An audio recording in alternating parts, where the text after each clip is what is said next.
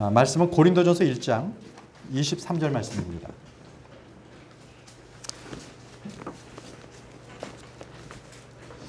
고린도전서 1장 23절 말씀입니다.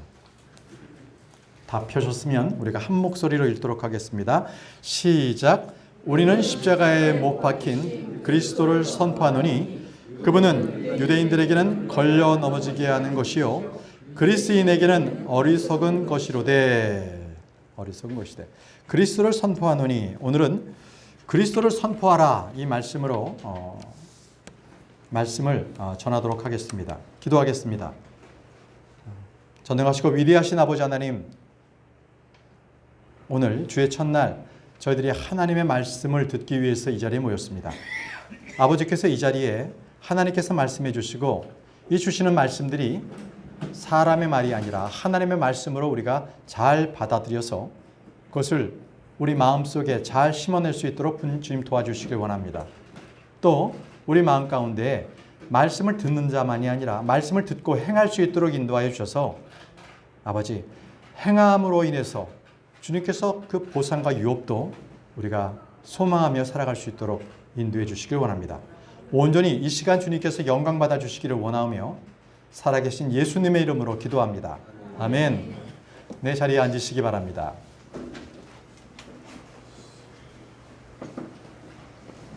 네, 오늘은 말씀드린 것처럼 그리스도를 선포하라라는 말씀을 전하겠습니다. 저는 이 말씀을 전하면서 서두에 이 아벨에 대해서, 아벨의 믿음에 대해서 먼저 살펴볼 예정입니다. 아벨의 믿음에 대해서. 먼저 이 하나님의 말씀에 따라서 바른 예배를 드렸고, 또 믿음의 말씀을 가장 먼저 전했던 사람이 저는 그 믿음의 본을 살았고, 그는 아벨이라고 저는 봤습니다. 아벨이 세상에서 그 육신의 생명을 가장 먼저 죽은 자죠. 육신으로서 가장 먼저 죽은 자입니다. 그가 왜 죽었습니까? 아벨이 왜 죽었는가? 그는 병들어서 죽은 것이 아니고 사고를 당한 것도 아니었습니다. 그는 올바른 믿음으로써 하나님께 예물을 드렸고, 올바른 말씀을 자기 형 가인과 대화를 나누다가 죽었습니다. 그는요, 의롭다함을 얻었다는 증인이었기 때문에 그는 죽을 수밖에 없었던 겁니다. 바로 형 가인이 동생을 살해했어요. 그런데 가인은 왜 동생 아벨을 죽였습니까? 구약에 있는 말씀을 신약에서 그것을 해석합니다. 요한일서 3장 12절에 가인과 같이 되지 말라. 그는 저 사악한 자에게 속하여 자기 형제를 죽였는데 그가 무슨 이유로 그를 죽였느냐? 자기 행위는 악하되 자기 형제 행위는 의로웠기 때문이라. 바로 그거였습니다. 자기는 악하되 자기 형제 행위는 의로웠기 때문에 그는 그 분노를 참을 수가 없었어요. 살인의 동기였습니다. 여러분, 세상 사람들이 왜 살인을 저지릅니까? 왜 강남 한복판에서 저녁에 유부녀를 납치해서 그를 죽입니까? 다 돈의 원한이 있고, 또 그죠? 그런 가상화폐에 투자를 해서 그런 것들에, 또는 이 보험금을 타내려고, 이렇게 여러 가지 원한, 그렇게 만들어져서 살인을 합니다. 그런데 아벨은요, 하나님 앞에 올바르게 그게 의인이 되었다는 것 때문에 그는 죽임을 당했습니다. 그러면 가인은 어떤 자입니까? 그는 하나님께 속한 자가 아니었습니다. 오늘 좀 전에 읽은 말씀처럼 그는 사악한 자에게 속했다고 했습니다. 사악한 자 누굽니까? 마귀. 그는 마귀에게 속했습니다. 여러분, 마귀에 속한 자는 하나님께 속한 자를 죽입니다. 증오합니다. 그래서 우리가 말씀을 선포하거나 복음을 우리가 전도할 때 복음을 선포하다 보면 그 사람들은 우리를 악의적으로 대합니다. 악의적으로 대하고 그들은 더 이상 우리를 보지 않으려고 그렇게 합니다. 본인이 악하기 때문에. 악한 자들은 의로운 자를 죽이는데요. 그들은 멀리 있지 않아요. 그들은 마태복음 10장 36절처럼 사람의 원수들이 그의 집안에 속한 자들이라 이 말씀처럼 그렇게 부모나 부자나 부부나 형제들이 그렇게 죽입니다. 그래서 가인도 자기 동생을 죽였어요. 왜?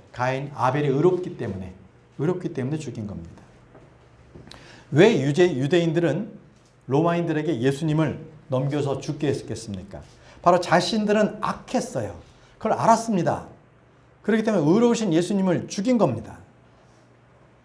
늘 악한 자들은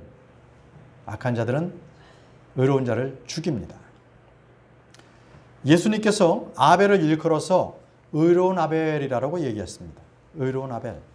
히브리서에는 의로운 증거를 얻었다고 말씀도 하셨습니다.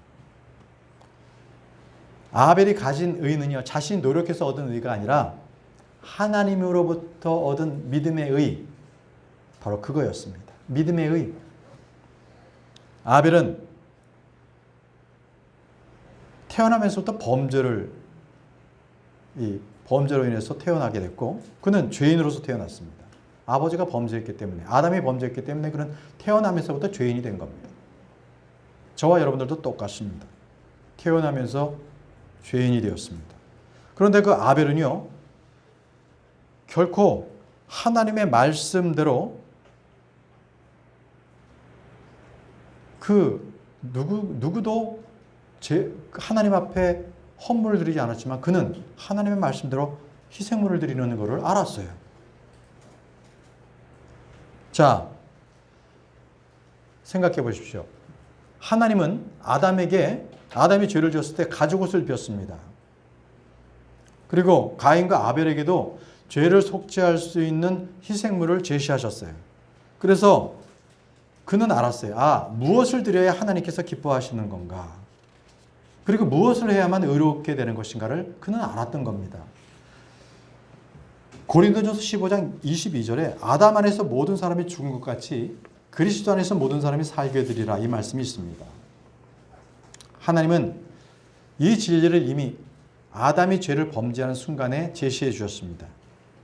바로 이 창세기 3장 15절에 말씀하셨지요. 여자의 씨를 통해서 구속해 주겠다고 약속하셨습니다. 범죄하자마자 구속 계획을 알려주신 거예요. 하나님은 사랑이 하나님이십니다. 내가 죄를 지었으니까 너 마음대로 한번 해봐. 이런 게 아니라 그가 구원을 받을 수 있는 방법을 바로 마련해 주신 거예요. 그것은 바로 양의 첫 새끼를 바쳐라.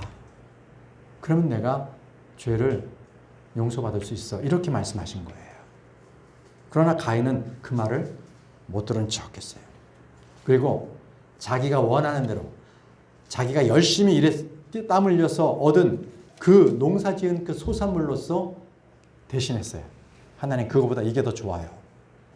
그래서 하나님께서 가인과 그의 헌물은 받지 않으신 겁니다. 여러분, 가인과 아벨은요, 둘 다 죄인이었죠? 태어나면서부터 죄인이었잖아요. 그들은 구원이 필요했습니다. 그래서 당연히 하나님께 나와서 올바른 희생물을 바쳐야만 했어요. 무엇을 드려야 하는가?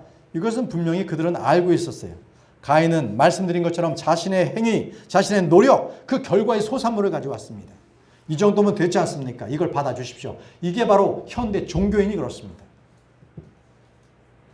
그러나 하나님을 올바로 믿는 자들은 하나님께서 원하는 것, 그것을 가지고 주님께 나옵니다.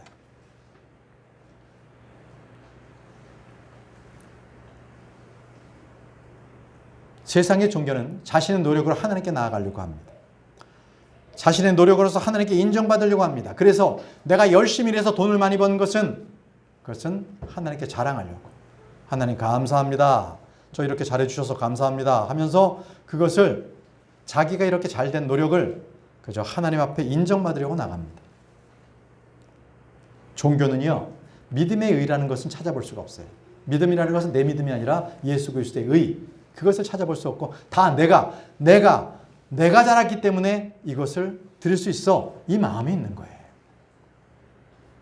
가인의 그 대속물을 하나님께서 받으셨습니까? 그런 마음이 있는 종교인들에 대한 그러한 헌물은 주님께서 받지 않으신다는 겁니다. 여러분, 언제나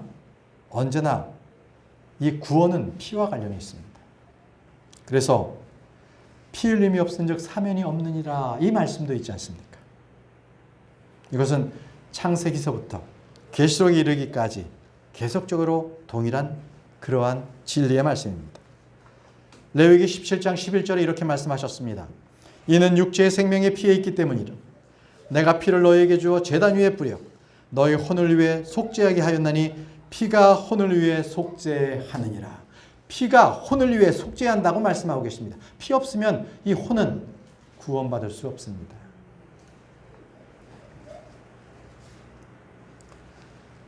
요즘 세상은 인본주의자들이 판을 칩니다. 그래서 모든 사람들은 사랑을 외치고요. 그리고 사형수들을 사형시켜서는 안 된다. 그도 인격이 있다. 그래서 사형제를 폐기합니다. 아예 목사인 사람도 그런 거에 찬성하는 사람들도 있습니다. 진보적인 사상을 갖고 있는 사람이 그렇습니다. 그러나 하나님의 말씀은 죄를 지으면 돌로 쳐 죽이랍니다. 그렇습니다. 하나님께서는 사형제를 분명하게 집행하신 분이십니다. 그가 죄가 있다고 해서 사랑으로 죄를 덮고 그렇지 않습니다. 그렇지 않습니다. 우리의 노력으로서는 결코 하나님의 그 의를 어떻게 덮을 수가 없어요. 하나님께서 죄를 싫어하시고 증오하십니다. 그래서 우리는 예수 그리스도 그분의 피가 우리는 필요한 겁니다. 그분의 피가 아니면 나의 어떤 노력으로도 나의 어떤 헌물로도 죄 용서나 주님께 나아갈 수가 없는 겁니다. 여러분의 주위를 보십시오. 얼마나 많은 사람들이 가인의 길을 가고 있습니까? 그들은 의롭지 않습니다. 오직 돈을 쫓아다니는 사람들입니다. 그럼에도 그들은 이 세상에서 아주 자기들이 뽐내며 자기들이 뭔가 의로운 사람처럼 그렇게 바리새인처럼 행동합니다.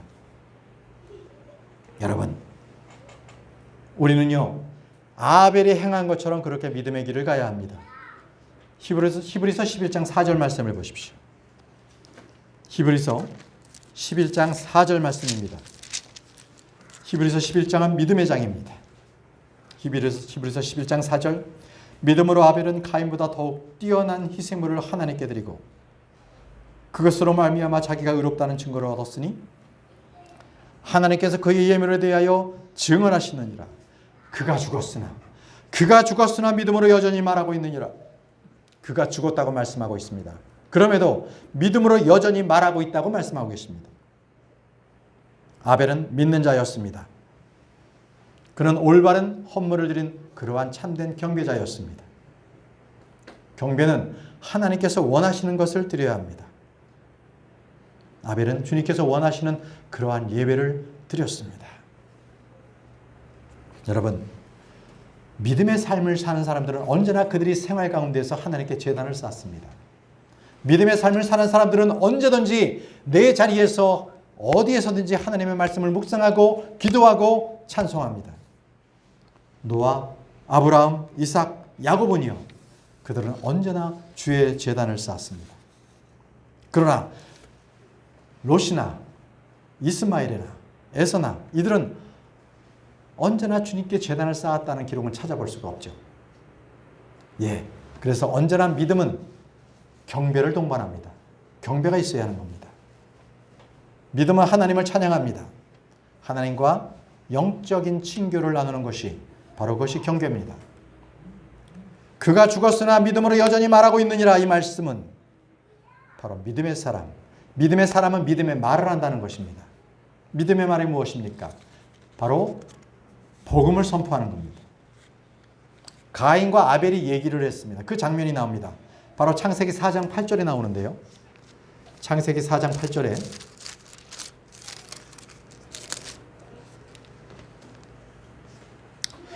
가인이 자기 동생 아벨과 이야기를 하니라. 그 뒤에 그들이 들어있을 때에 가인이 자기 동생 아벨을 치려고 일어나 그를 죽이니라. 자, 가인과 아벨이 어떤 얘기, 무슨 얘기를 했는지는 우리는 기록된 것이 없어서 알 수는 없습니다.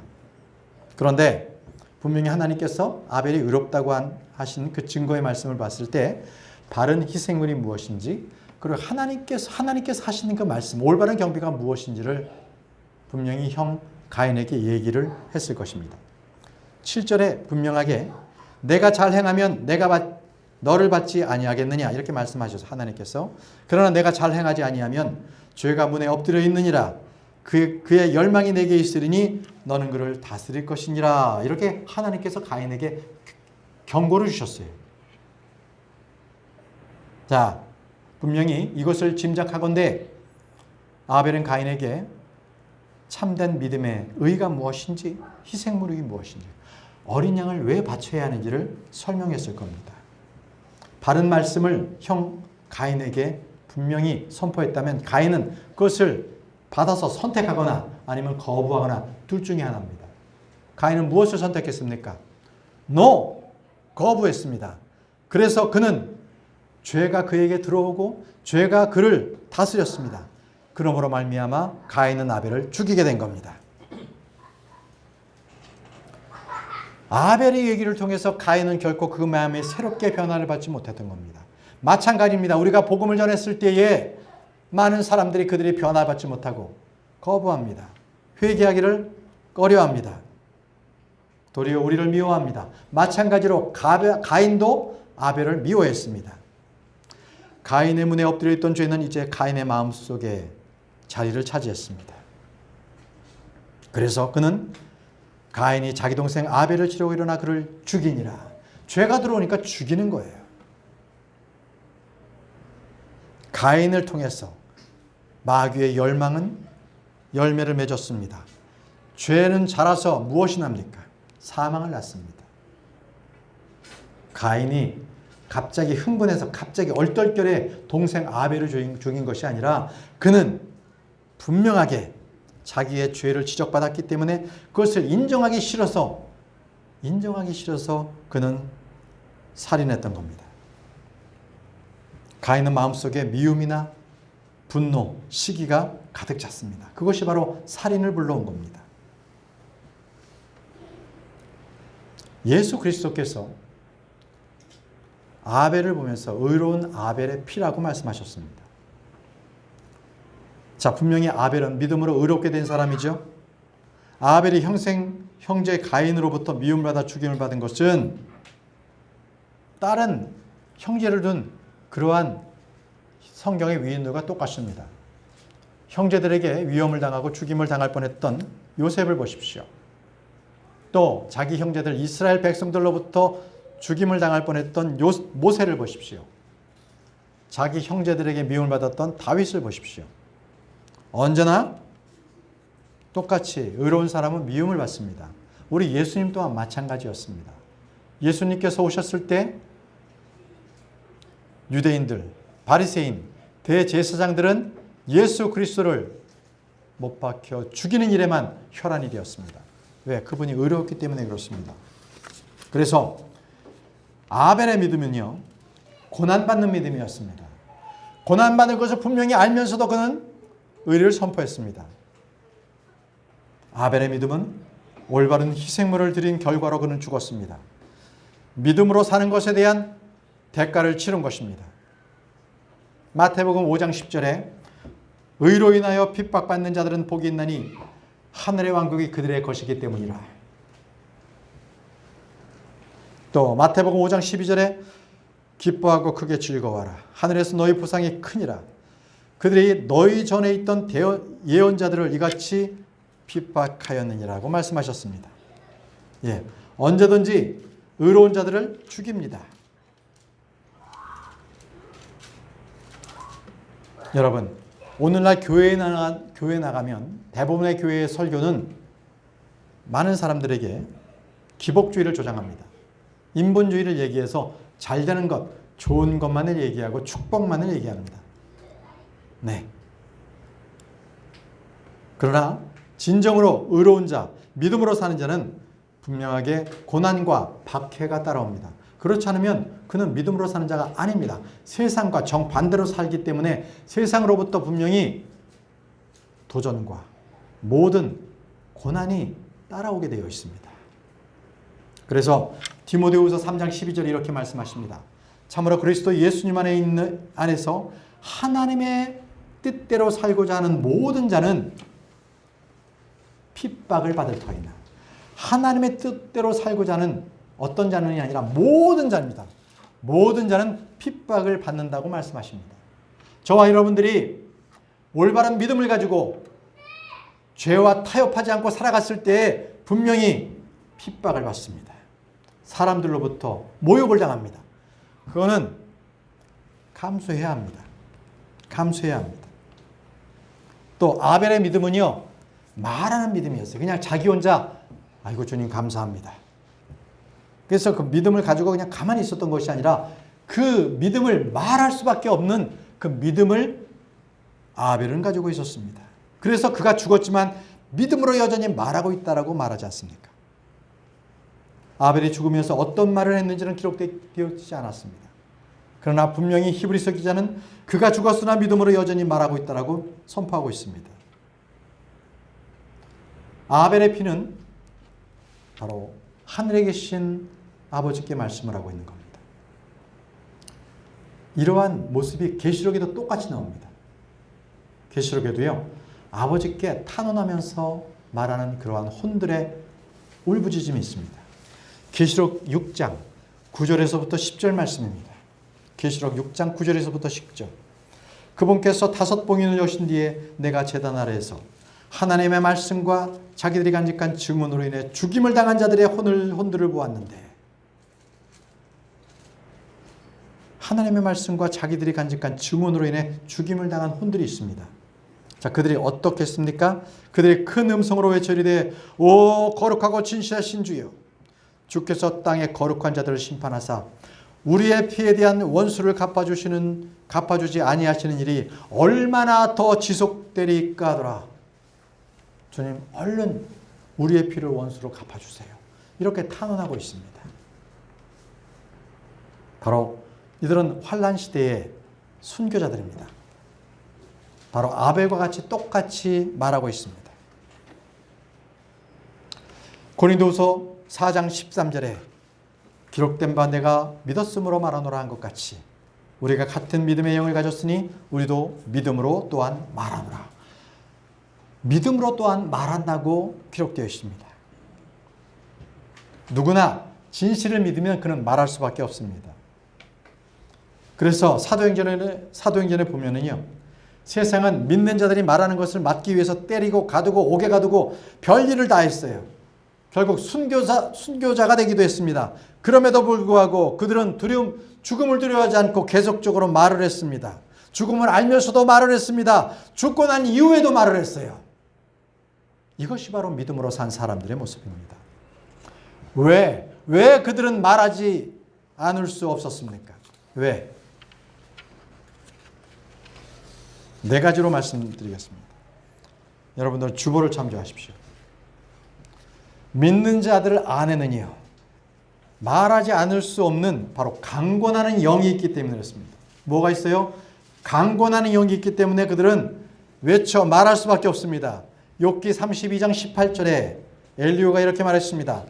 내게는 말할 내용이 가득하며 내 안에 있는 영이 나를 강권하는도다라고 했습니다. 자, 진리를 알고 하나님의 말씀이 우리 속에 가득할 때 우리는 입으로 그분을 찬양하고 그분께 감사합니다. 세상의 의를 선포합니다. 이것이 바로 전도하는 것입니다. 증언의 삶인 것입니다. 그래서 여러분과 제가 구원받았습니까? 구원받았다면 우리는 당연히 주님을 증거해야 합니다. 우리 안에 있는 영이 주님을 증거하지 않으면 강권적으로 이 영이 강권적으로 말씀을 증거하게 합니다. 누가 주님을 모르고 구원받지 않은 상태에서 정말 이 세상에 노예가 되어서 사는 저 사람을, 어떤 사람을 봤을 때 내 안에 강권하는 영으로 말미암아 그에게 복음을 전할 수가 있게 되는 겁니다. 이것이 바로 성령으로 충만한 자입니다. 성령으로 충만한 자는 마치 세상에 술 취한 자처럼 그렇게 보입니다. 우리는 계속해서 주 예수 그리스도와 복음을 전해야 합니다. 두 번째로는 우리 속에 타오르는 말씀의 불길이 있기 때문에 우리는 말씀을 전하지 않을 수 없습니다. 타오르는 말씀의 불길이 우리가 가운데 있습니다. 예언자 예레미야를 보십시오. 그는 하나님의 말씀을 전하다가 날마다 조롱을 받고 비웃음을 받았습니다. 참으로 인간적으로 한다면 더 이상 자기 민족들에게, 자기 형제들에게 그렇게 비웃음을 당한다면 그는 그 일을 못했을 겁니다. 그러나 그는 하나님의 말씀이었기 때문에 끝까지 그는 말씀을 전했던 겁니다. 예레미야 20장 9절 말씀, 예레미야 20장 9절 말씀에 그때 내가 말하기를 내가 다시는 그분에 대해 언급하지 아니하며 그분의 이름을 말하지 아니하리라 하였으나 그분의 말씀이 내 마음속에 타오르는 불 같았어. 그분의 말씀이 내 마음속에 타오르는 불 같아서 내 뼛속에 사무치니 내가 참기에 지치고 가만히 있을 수 없었더라. 사실 인간적으로 보면 예레미야도 하나님의 말씀을 전하기가 싫었어요. 아니, 모든 사람들이 반대하는데 왜 거기에 대고 왜 굳이 하나님의 말씀을 전해서 왜 사람들의 생각과 반대되는 얘기를 전할 수밖에 없는데 왜 전하기가 좋았겠습니까? 그는 꾹 참고 있기를 원했던 거예요. 그러나 말씀해 보니까 그분의 말씀이 내 마음속에 타오르는 불 같아서 도저히 이것을 전하지 않으면 안 되겠기에 전했던 겁니다. 여러분, 전도자의 마음은요, 그 마음속에 타오르는 불길이 있는 겁니다. 그래서 일평생 동안 입에서 나오는 그 복음의 말씀이 끊이지 않았던 겁니다. 내가 전하지 않으면 저는 지옥 갈 텐데, 내가 전하지 않으면 바로 저 친척, 내 형제는 지옥에 갈 텐데, 그 마음이 그에게 있는 겁니다. 우리는 이 마음이 어떻게 뜨겁게 되겠습니까? 그것은 우리가 말씀을 묵상할 때 마음이 뜨겁게 됩니다. 불길같이 됩니다. 말씀을 깨달을 때도 내 마음에 불길같이 솟아오릅니다. 그 말씀으로 말미암아. 그래서 누가복음 24장 31절에 주님께서 엠마오라는 마을로 가는 두 제자에게 말씀을 풀어서 헤쳐서 말씀을 전했거든요. 그랬더니 그 두 제자의 고백을 들어보십시오. 그들이 서로 이르되 그분께서 길에서 우리에게 말씀하시고 우리에게 성경 기록들을 열어주실 때에 우리 속에서 마음이 뜨겁지 아니하더냐. 우리 마음 속에서 마음이 뜨겁지 아니하더냐. 이렇게 서로들 고백했어요. 아, 말씀을 깨달을 때 이러한 뜨거움이 있게 되는 겁니다. 세 번째는 내 안에 그리스도의 사랑이 있으면 그는 선포할 수밖에 없습니다. 내 안에 그리스도의 사랑이 있다면. 고린도후서 5장 14절에 이는 그리스도의 사랑이 우리를 강권하기 때문이라. 그리스도의 사랑이 우리를 강권한다. 하나님의 사랑이 우리 마음 가운데 부어진 바가 됐을 때에 우리는 입을 열어서 담대하게 복음을 선포할 수 있습니다. 그 사랑이 우리를 강권하기 때문입니다. 이것이 바로 전도하게 되는 동기가 되는 겁니다. 하나님의 사랑을 깨닫고 그 사랑을 감격해 보셨습니까? 그리고 나의 입을 열어서 복음을 전해 보셨습니까?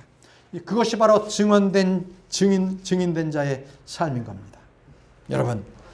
여러분들께서도 하나님의 이 사랑에 빠져보십시오. 나의 말과 나의 행동에는 꼭 사랑하는 대상이 하나뿐일 수밖에 없을 수 있어요. 그러나 하나님의 말씀을 내가 접했을 때는 모든 지옥으로 가는 죄인들이 사랑의 대상이 됩니다. 그리고 그들을 위해 죽으신 예수 그리스도를 전할 수밖에 없습니다. 자, 네 번째입니다. 말씀을 전할 수밖에 없는 이유 네 번째. 복음을 선포하지 않는다면 나에게 화가 있기 때문에 복음을 선포해야 합니다. 고린도전서 9장 16절 말씀에 내가 복음을 선포할지라도 자랑할 것이 없나니 이는 필연적으로 내가 해야 하기 때문이라. 만일 내가 복음을 선포하지 아니하면 참으로 내게 화가 있으리로다. 복음을 선포하지 아니하면 참으로 내게 화가 있으리로다. 여러분, 이거 경험해 보셨습니까? 내가 믿고 난 이후에 내가 복음을 전하든 전하지 않든 아무런 감흥이 없다면 그는 하나님의 사랑을 느끼지 못하는 것입니다. 나의 죄 때문에 십자가에 못 박혀 죽으신 예수 그리스도, 하나님의 진노, 그 모든 진노에서부터 나를 건져내신 예수 그리스도의 그 은혜를 생각한다면 나는 그 복음을 전하지 않을 수 없습니다. 그래서 주님께서는 이렇게 말씀하셨어요. 누가복음 19장 40절에 내가 너희에게 이르노니 만일 이 사람들이 잠잠하면 돌들이 즉시 소리를 지르리라 하시니라. 내가 복음을 전하지 않으면 도리어 땅바닥에 있는 돌들이 소리친다고 말씀하고 계십니다. 여러분, 성전에서 계시를 받았던 이 제사장, 대제사장 사가랴가 있습니다. 그는 요한의 탄생을 전해준 천사의 말을 믿지 않았습니다. 이렇게 나이가 많은데 애를 낳을 수 있을까요? 믿지 않았어요. 제 처도, 제 아내도 나이가 많습니다. 그러자 믿지 아니함으로 그가 말 못하는 벙어리가 되지 않습니까? 그래서 요한이라고 아들이 태어났는데 이름을 뭘로 지을까 했을 때 그는 판에다가 이름을 썼어요. 요한이라고 해달라고. 왜? 믿지 않았기 때문에 벙어리가 됐었거든요. 그때. 그렇지만요. 믿었기 때문에 찬양한 사람이 있습니다.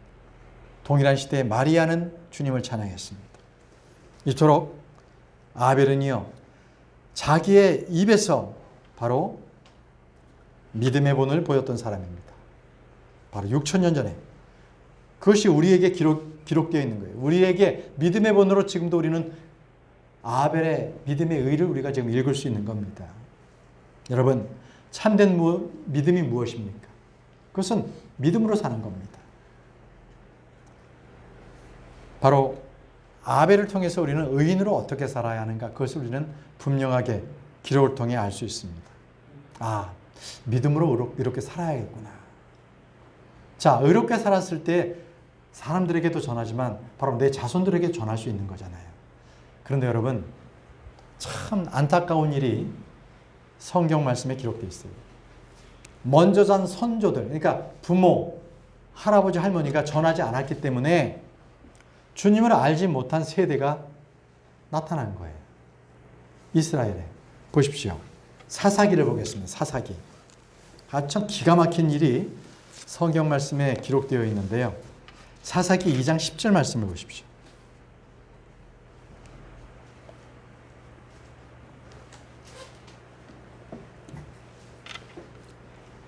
사사기 2장 10절. 그 온 세대도 자기 조상들에게로 거두어지고 그들 뒤에 다른 세대가 일어났으나 이들은 주를 알지 못하였으며 또한 그분께서 이스라엘을 위하여 행하신 일들도 알지 못하였더라.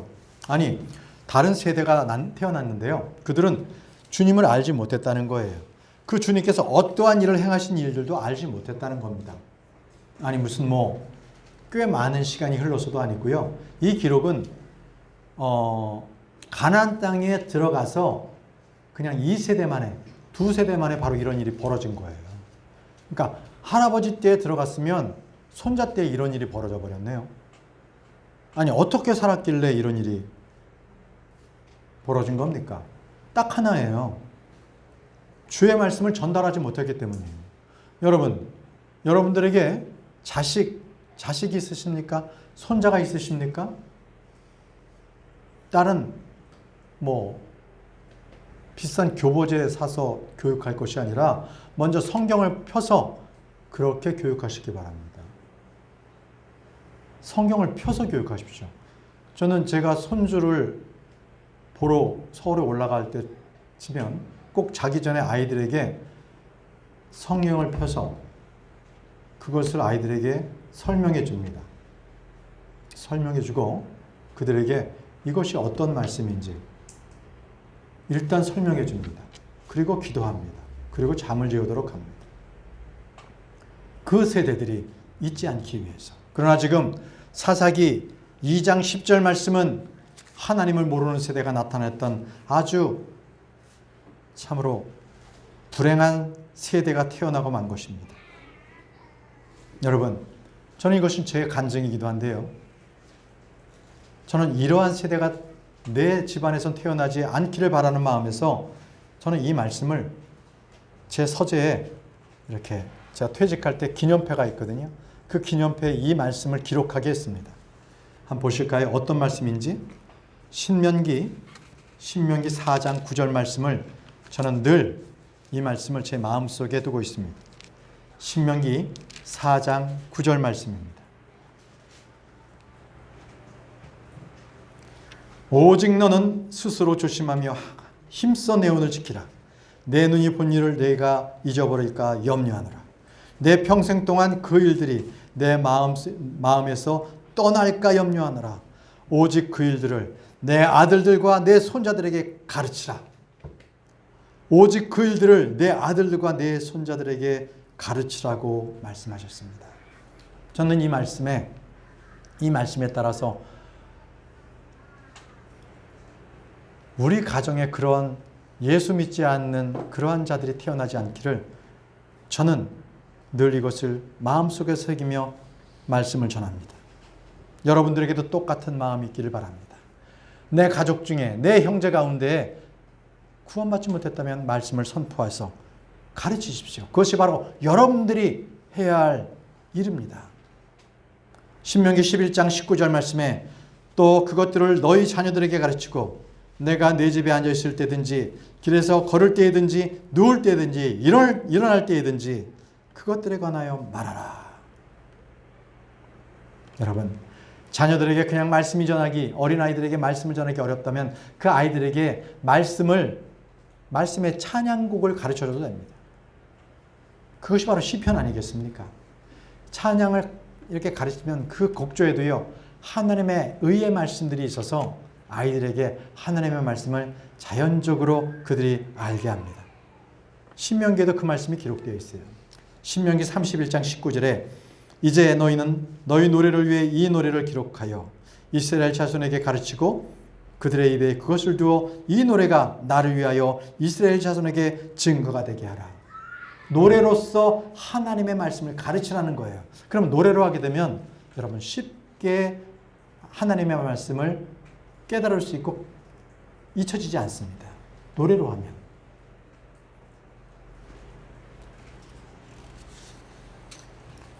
시편 78편 4절에 우리가 그것들을 그들의 자손에게 숨기지 아니하고 주를 찬양함으로 그분의 능력과 그분께서 행하신 놀라운 일들을 다가올 세대에게 보이리로다. 다가올 세대에게 분명히 보이기를 그는 주님 앞에 이렇게 시편으로서 주님께 올려드린 겁니다. 찬양한 겁니다. 여러분, 우리가 언제 어디에서 하나님의 말씀을 가르쳐야 합니까? 교회에서만? 결코 그렇지 않습니다. 가정에서 신앙교육이 되지 않는다면, 성경 공부가 되지 않는다면 자녀들의 신앙교육은 어렵습니다. 교회에서만은 어렵습니다.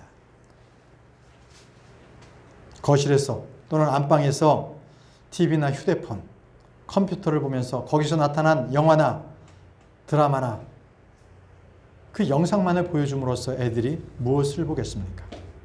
가정을 기도와 말씀이 넘치는 그 영적인 장소로 삼으시기 바랍니다. 부모는요, 자녀들에게 성경 교사가 되어야 합니다. 그리고 목자가 되어야 하고 감독이 되어야 합니다. 어린아이들은 부모를 보고 쫓아옵니다. 요한일서 1장 3절 말씀에 너희는 그것들을 너희 자녀들에게 말하고 너희 자녀들은 그들의 자녀들에게 말하며 그들의 자녀들은 다른 세대에게 말할지니라. 이것이 안 됐기 때문에 이스라엘 백성들은 하나님을 모르는 그런 세대가 태어났던 겁니다. 여러분, 우리는 우리 위의 선조들에게 하나님의 말씀을 부여받았기 때문에 우리는 이 말씀을 또 다른 세대에게 전하며 이 시대를 살고 있는 겁니다. 만약에 우리가 그 임무를 하지 못하고 그 임무를 저버린다면 다음 세대에서는 하나님의 말씀을 배울 수가 없고 그들은 하나님을 모를 것입니다. 여러분, 성경을 가르치십시오. 복음을 전하십시오. 신약 성경에 여러분 침례자 요한을 보십시오. 그는 복음 선포자였습니다. 그는 광야에서 유대인들에게 향해서 다가올 왕국에 대해서 선포했습니다.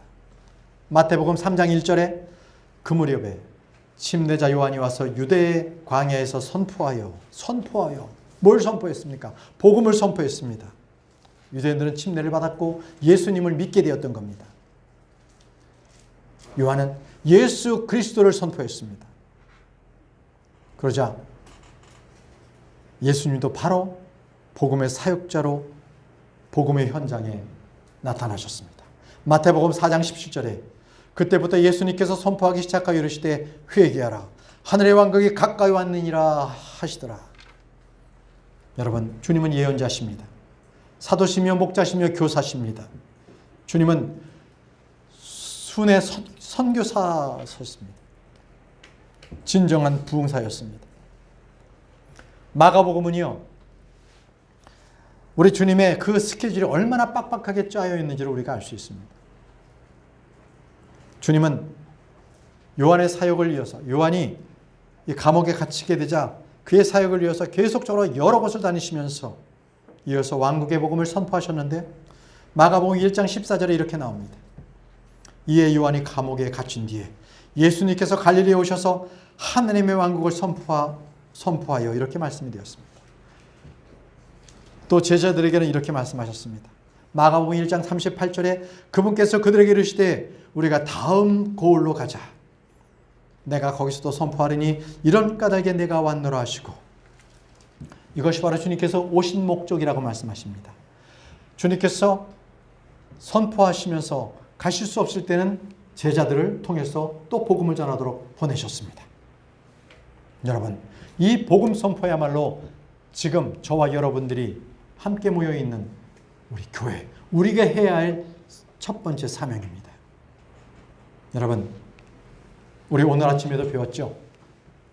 이 종교개혁이 일어나고 나서 그 다음 장로교, 켈빈주가 있는데 켈빈주의는 그냥 믿는 사람들이 정해져 있다는 거예요.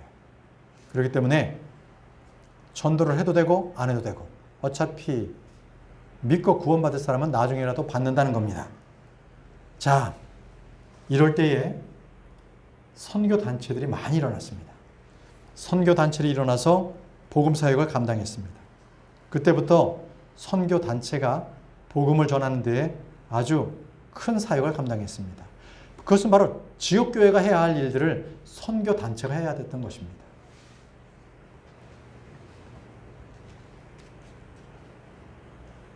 여러분, 우리 지역교회에서 어떻게 하면 우리가 복음을 전할 수 있겠습니까?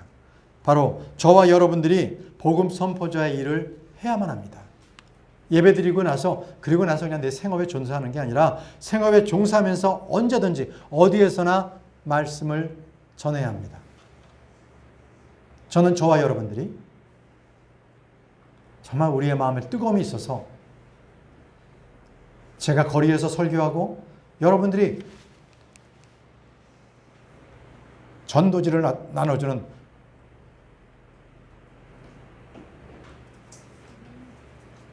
그러한 일들이 정말 속히 오기를 바랍니다. 그것은 창피한 일이 아닙니다. 거리에서 선포하고 그 죽어가는 혼들을 위해서 선포하고 내가 사람들에게 어떠한 악한 욕을 들을지라도 그 혼을 위해서 복음을 전도지를 전해줄 수 있는 그러한 사람들, 그러한 교회 사람들이 되기를 바랍니다. 여러분, 이런 얘기 많이 들어보셨죠? 저 사람 아주 막 설교하고 있네. 아주 소설을 쓰고 있어. 이 얘기 들어보셨죠? 한간에 우리 국회에서 질의응답에서 이 말이 나와서 회자가 되곤 했습니다. 한마디로 듣기 싫다는 얘기입니다. 듣기 싫다.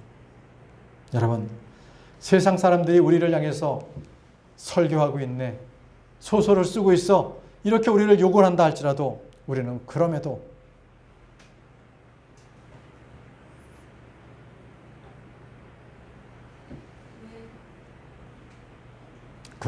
복음을 전해야 합니다. 우리는 우리 입을 통하여서 분명하게 선포해야 할 것은 예수 그리스도십니다. 언제나 어디서나 복음을 선포해야 합니다. 여러분, 우리가 선포해야 할 그 말씀에 대해서 한번 살펴보고 마치겠습니다. 우리가 무엇을 선포해야 하는가? 그것은 회개와 죄들의 사면을 선포하십시오. 누가복음 24장 47절에 또 회개와 제들의 사면이 그의 이름으로 예루살렘에서 시작하여 모든 민족들 가운데 선포되어야 하리니 회개와 제들의 사면을 선포해야 합니다. 그리고 예수 그리스도를 선포해야 합니다.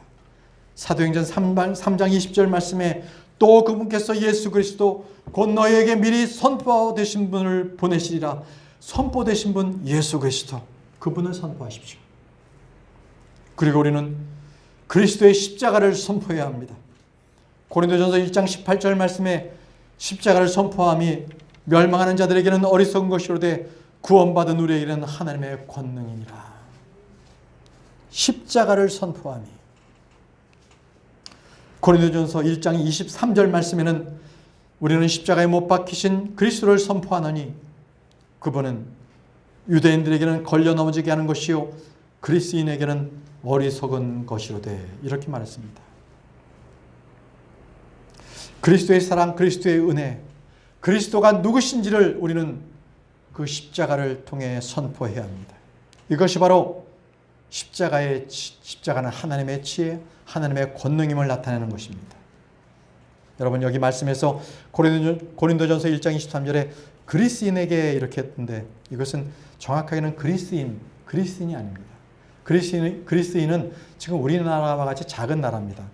제가 외교부 사이트에 들어가서 그리스가 얼마나 나라인가를 조사해 봤더니 인구가 최근에 1,039만 명뿐이 안 됩니다.